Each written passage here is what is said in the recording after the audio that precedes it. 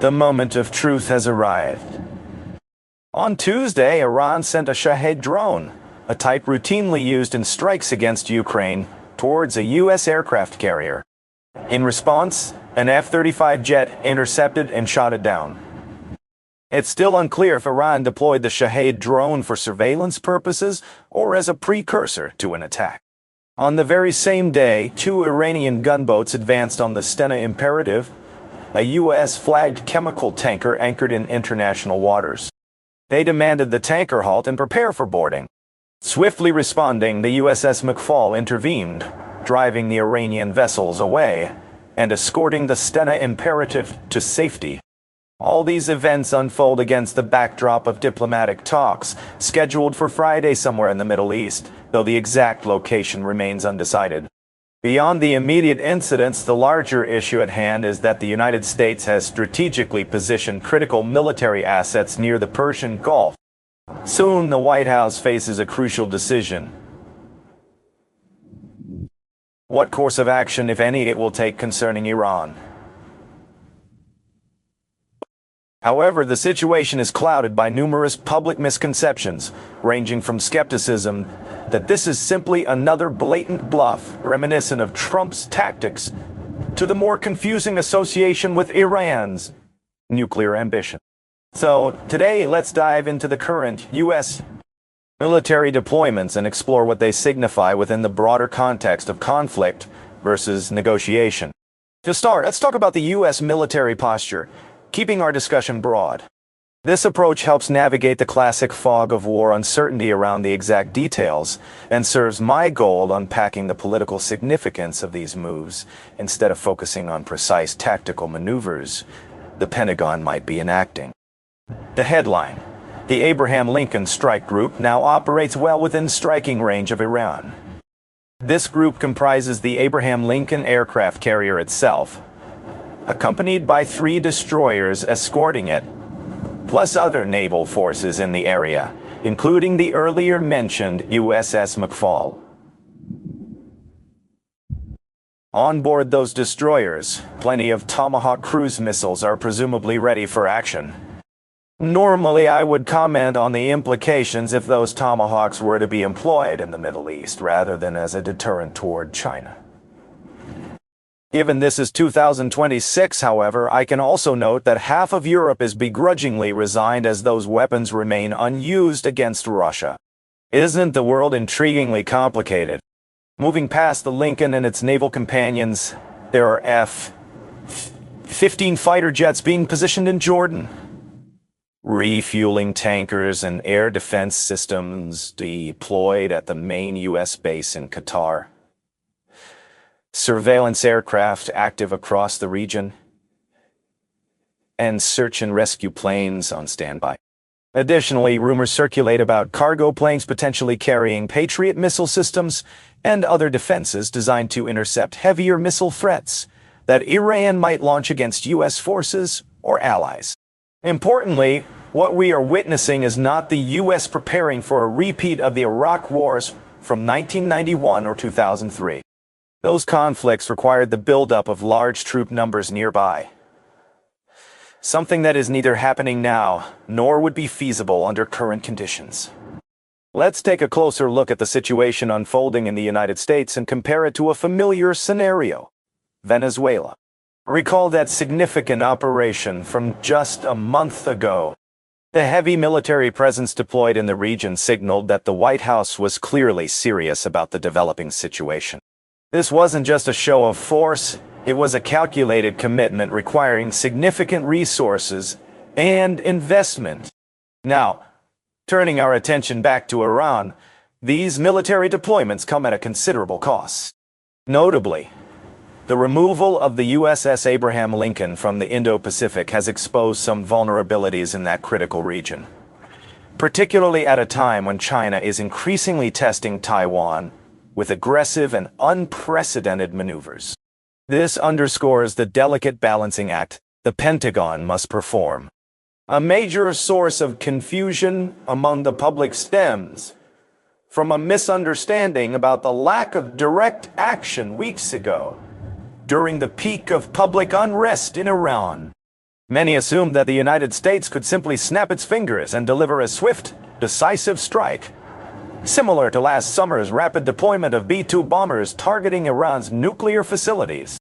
While the bombers themselves did arrive swiftly, behind the scenes, the entire strike package required strategic positioning and days of preparation. By the time the Iranian protests reached their height, US military assets had already been redeployed to South America, limiting the options available for immediate intervention. This important context means that the absence of US military action during that period should not be interpreted as a sign that the US is unwilling to act now. On the contrary, the extensive preparations currently underway suggest a high level of readiness. From a sociological perspective, it's fascinating to observe how public narratives shift. Today, the dominant social media storyline portrays Iran as a clear and present crisis demanding action. Contrast that with just 2 weeks ago, when the buzz was about President Trump supposedly gearing up to invade Greenland, a scenario that ultimately did not materialize. This serves as a subtle but vital reminder: do not rely on leaders' words alone. Instead, pay closer attention to their actions. Trump talked extensively about Greenland but did very little to back it up, whereas now, the United States is committing significant resources to the Persian Gulf region. When it comes to Greenland, my advice was to stay calm. Perhaps head to your local pub for a cold pint and let the excitement die down. Iran, however, is an entirely different matter. This doesn't mean a war between the US and Iran is inevitable, but it does indicate that the Trump administration is taking the situation seriously. Without credible concessions from Iran, some form of conflict seems likely. So, let's unpack the possibilities. Broadly, we can take one of two perspectives. The first is that the credible commitment problems are too great to overcome, making negotiations effectively doomed. The second is the opposite, that an agreement is still possible despite the challenges. Let's begin with a scenario involving kinetic action. Imagine a counterfactual situation where the US had all necessary military assets in the region weeks ago. In such a scenario, a strike on Iran would have seemed almost certain. With protesters overwhelming security forces in the streets, the White House would have faced a rapidly closing window of opportunity. They might have decided to remove the Ayatollah, providing substantial support to the protesters and etching a dramatic turning point in Iranian politics. Imagine the options the United States had in responding to the unrest in Iran.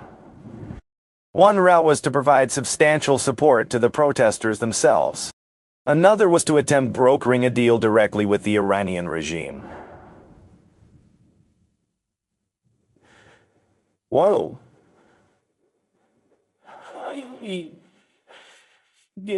However, the tricky part about negotiating with Iran is that once protests subside, the regime loses any incentive to uphold its concessions. The Ayatollah's government faces a credible commitment problem, meaning they might say one thing to appease outside pressure, but revert once the immediate threat fades away. Given this, the United States would likely disregard any Iranian promises and prepare for a tougher stance instead. Yet, reality isn't so straightforward. The presence of Maduro in the region complicated things, leaving the U.S. without the right assets in place to effectively influence events. Compounding this, most of the protests seem to have died down. Right now, there's practically no active dissent to support or protect. Launching a retaliatory strike at this point wouldn't have a clear purpose beyond driving up global oil prices, which risks broader economic fallout without guaranteeing political gains. That said, the internal challenges within Iran remain very real. The government has imposed an internet blackout aimed at disrupting protester coordination, a tactic that, while relaxed somewhat recently, hasn't ended. Try visiting the Ayatollah's official website, and you're likely to see restricted access. Interestingly, about 2 weeks ago, some government-approved websites were re-enabled, signaling a possible softening. In response, protesters and everyday citizens have been engaging in a constant game of cat and mouse with VPN, striving to stay connected despite heavy government surveillance. This highlights ongoing concerns within the regime about the power of social media in organizing resistance. Given this environment, there's still a possibility that the United States might consider a "if you build it, they will come" approach. This could involve targeted bombings of security forces stations with the hope of reigniting street protests powerful enough to challenge the Ayatollah's grip on power. Alternatively, a less aggressive, less kinetic strategy might be employed, establishing a quarantine around the Persian Gulf aimed at halting Iranian oil exports. This option echoes tactics previously seen in Venezuela, where economic pressure was used to destabilize the ruling regime. It's important to note that this would be a quarantine, not a blockade. Marco Rubio meticulously pointed out in recent congressional testimony to fellow senators that a blockade constitutes an act of war, something the United States is keen to avoid. So, this quarantine would be a calculated move, stopping short of outright war. Strategically, this wouldn't be excessively complex. Iran's seaborne oil exports funnel primarily through the Strait of Hormuz, a narrow choke point that lends itself to control and monitoring. Such a strategy would serve multiple purposes. First, it would send a clear, tangible message to Iran that the United States is firmly present in the region and ready to take decisive action, unlike the uncertainty displayed just a few weeks prior. Second, it would put significant financial strain on the Iranian government. The economic crisis that sparked the initial uprising was rooted in the regime's failure to provide basic services like water and electricity, costly essentials that require steady revenue to finance. If security forces start doubting whether their paychecks will arrive on time, morale and loyalty could plummet, potentially weakening the regime's enforcement capabilities. Lastly, China emerges as a key player here. Beijing is often the main, sometimes the sole direct beneficiary of Iranian oil exports. Facing economic consequences, China might begin pressing the Iranian government behind the scenes to make concessions and resolve the ongoing crisis. But this approach isn't without its drawbacks. The immediate effect would likely be a spike in global oil prices. If China's supply chain is disrupted, this could unsettle international markets and complicate the geopolitical landscape further. Navigating such a multifaceted scenario demands careful balancing of political will, economic impacts, and strategic objectives, the kind of complex decision-making that defines modern diplomacy and conflict resolution. If Iran were to disappear from the oil market, China would likely step in to purchase from broader sources, which would inevitably push gas prices higher at the pump.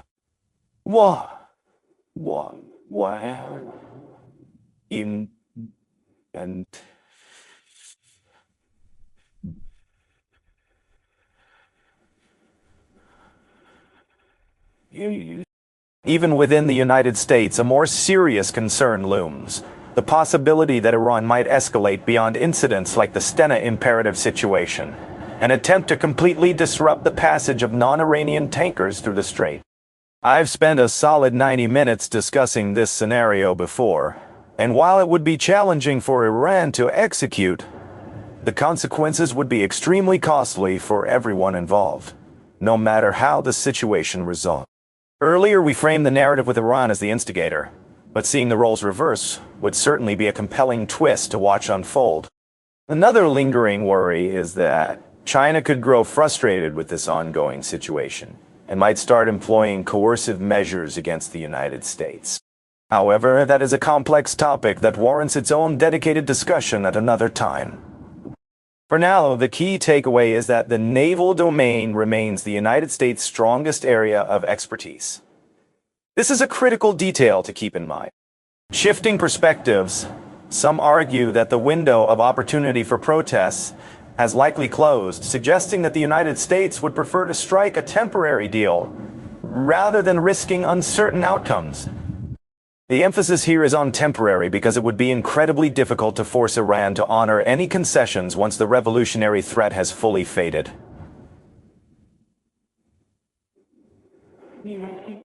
Most of the discussion so far has focused on Iran's nuclear program, with Iran itself stating that this is the sole topic open for negotiation this Friday. If you're finding it odd that these seemingly separate issues, regional protests and nuclear talks, are connected, you're not alone. Let's delve deeper. First, remember that after the strike last June, the White House declared that Iran's key nuclear enrichment facilities had been entirely destroyed. Skeptics quickly questioned this assertion, especially considering the ongoing substantial nuclear negotiations today. A clear sign that many sites or resources, possibly including Iran's supply of highly enriched uranium, survived that attack. Second, negotiating on the nuclear front makes strategic sense. Should Iran develop a nuclear weapon in the future, this would significantly boost the Ayatollah's bargaining power. At present, however, the United States holds increased leverage due to the threat posed by potential protests. See how these forces counterbalance each other? As I mentioned earlier, negotiating in the shadow of a shifting power dynamic is tricky, since the emerging power often want honor agreements once their influence solidifies. Usually, these substantive negotiations revolve around tangible issues like territory in Ukraine or political influence in the Middle East for Iran. But instead of focusing solely on the substantive aspects, one could consider negotiating over the distribution of power itself.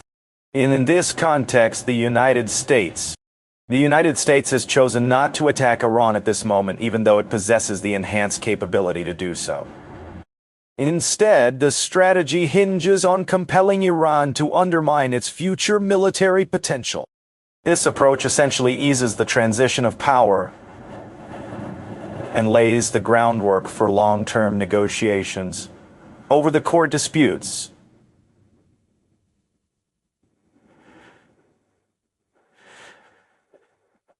What makes this strategy potentially credible is the fact that Iran would need to rebuild whatever it destroys as part of these negotiations. Whether it's the facilities themselves or the stockpile of highly enriched uranium, Iran would still have the ability to revisit its nuclear program down the line. However, this process would take more time and resources, effectively diminishing Iran's future bargaining power. The aim here is not to eliminate Iran's nuclear ambitions once and for all. Indeed, such a goal may be unattainable, but rather to introduce a significant hurdle that influences Iran's decision-making process to some extent. This was my conclusion about a decade ago when these ideas were still theoretical. Interestingly, many forget that my primary expertise was in nuclear issues before being diverted by events in Ukraine. I never anticipated that what was termed a 3-day special military operation would stretch into 4 years. Yet here we are.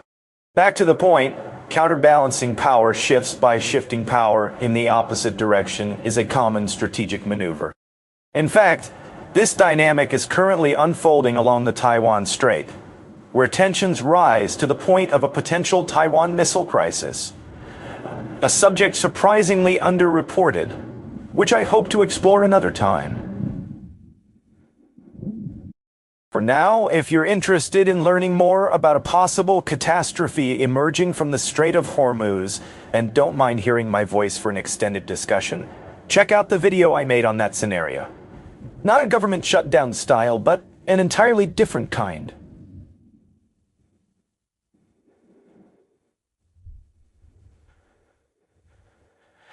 But finally, if you found today's video informative, please like, share, and subscribe. I look forward to seeing you next time. Take care.